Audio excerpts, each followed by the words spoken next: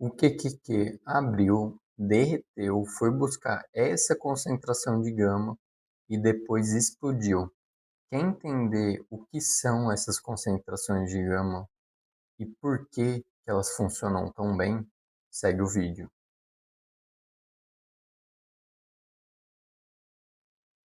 Bom, pessoal, vamos lá. Primeiro, queria informar vocês, se vocês não viram no meu canal, na sexta-feira eu tive a oportunidade de participar pela primeira vez no TC News, tá? O TC News nada mais é do que uma live aqui mesmo no YouTube, mas é a maior live sobre investimentos do Brasil. Eles fazem live todo dia de acompanhamento de mercado. Então eu tive a oportunidade de aparecer lá na sexta-feira às 11h30 da manhã e não teve vídeo, né, na sexta-feira. Cheguei a informar vocês aqui pelo YouTube. E vou deixar nos comentários também a live que eu participei, para caso você tenha interesse em acompanhar lá. Eu saí um pouco da parte do Gama, do que eu trago aqui no canal, e eu comentei sobre a inflação americana, o impacto das tarifas na inflação, projeção de taxa de juros, e eu comentei também sobre o Bitcoin e a liquidez global, a correlação entre eles. Então, de novo, se você tiver interesse, eu vou deixar nos comentários aí o link da live.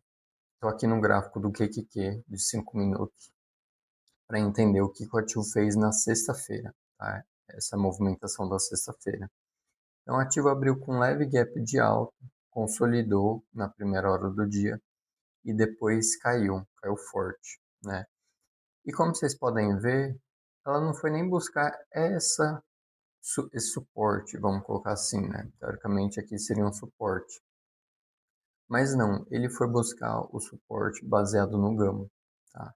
Então, que era essa concentração dos 517, e aí o ativo foi e disparou, tá? Não parou de subir até o final do dia. O ativo fechou aí na máxima do dia. Olhando para o SPY, bem parecido. Leve gap de alta, mas devolveu logo nos primeiros 5 minutos do dia. O ativo consolidou, caiu bem menos do que o QQQ, como vocês podem ver.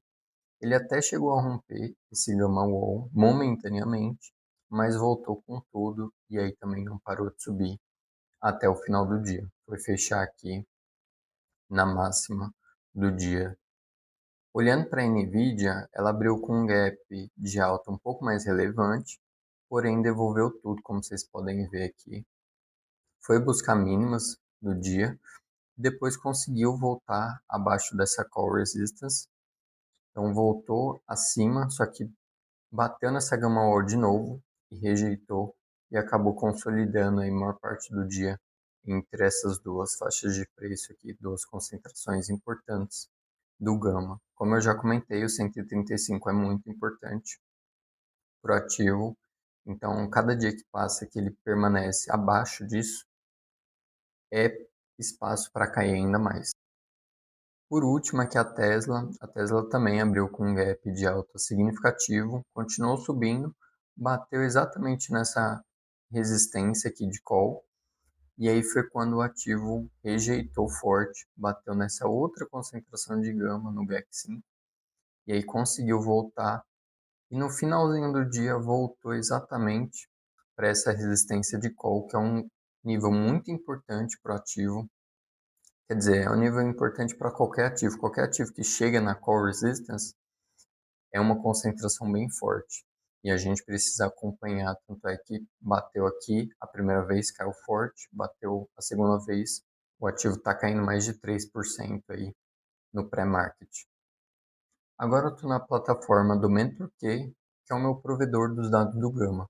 Então aqui eu consigo ver com detalhes as concentrações de Gama. E na minha opinião, quanto maior a concentração, mais importante. Então sempre olho para as maiores concentrações do dia.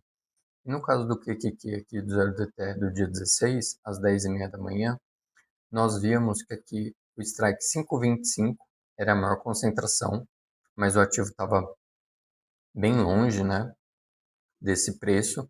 Ele abriu aqui por volta dos 520. Não tinha muita concentração de gama negativa, o que me fez acreditar que qualquer recuo seria comprado, né? E foi exatamente o que ele fez. Ele chegou nessa concentração de inversão de gama, tá? Que é nos 517 aqui, representado por essa linha amarela. Então o ativo bateu aqui e depois começou a subir, tá? E o alvo foi aqui acima dos 520, né? A máxima do dia foi 521. Então ele bateu aqui e foi buscar essa concentração de novo e passou um pouquinho acima. Por mais que essa concentração era maior, o ativo não teve força, estava bem longe também, né, para chegar lá. Por último, vamos analisar os dados do QQQ para entender o que o ativo pode fazer, ou até mesmo se poderia falar o que o mercado, né, de tecnologia pode fazer nos próximos dias. Bom, na sexta-feira, no final do dia, saiu que o Moody's é uma agência que classifica o risco dos países e deu um downgrade, né? Abaixou a nota dos Estados Unidos, de crédito dos Estados Unidos. Então o mercado hoje está digerindo essa informação, o mercado está caindo um pouco. Assim, nada alarmante, né? Mas está caindo um pouco por causa dessa notícia. E eu até estava conversando com um cliente meu que perguntou sobre o impacto, né, dessa notícia.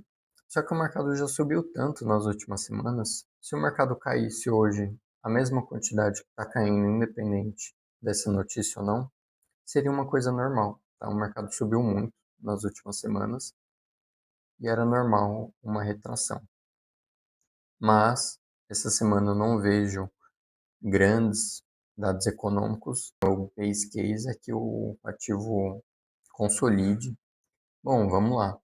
Então, a sazonalidade está no neutro, momento está no neutro, volatilidade está bem baixa, por isso que eu comentei que essa semana, esses próximos dias devem ser mais tranquilos, porque a volatilidade está bem baixa. E as opções, a pontuação das opções continua alta, quer dizer que os compradores ainda não perderam a confiança da subida, da alta do ativo. E a condição do gama também está positiva.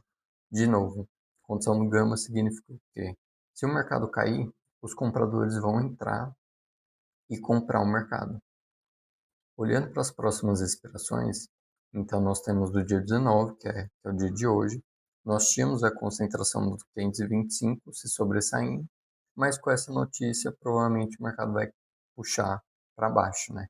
Então buscar os 517 até talvez os 510 se o ativo tiver força para chegar lá.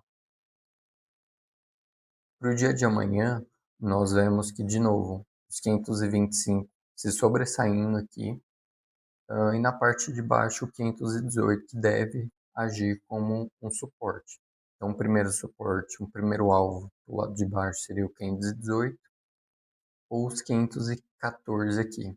Tá? Seriam meus dois alvos da parte de baixo. Se o ativo chegar nesses preços, eu compro. E olhando para o próximo vencimento mais importante, que é o terceiro vencimento de junho, que a gente já consegue ver aqui na plataforma, vocês conseguem ver que está dominado pelo gama positivo. Então o mercado está posicionado para cima. Tá? Então a maior probabilidade é que qualquer queda que o mercado der, o mercado vai voltar a subir, tá? Baseado nesse gama aqui na parte de cima. Então, na parte de cima, eu vejo que o mercado não vai passar dos 525 durante essa semana, tá? Então, meu alvo na parte de cima seria os 525. Se você gostou desse vídeo, deixe seu like, se inscreve no canal. Eu trago essa análise de segunda a sexta. E se você quer que eu analise algum ativo em específico no próximo vídeo, é só deixar nos comentários.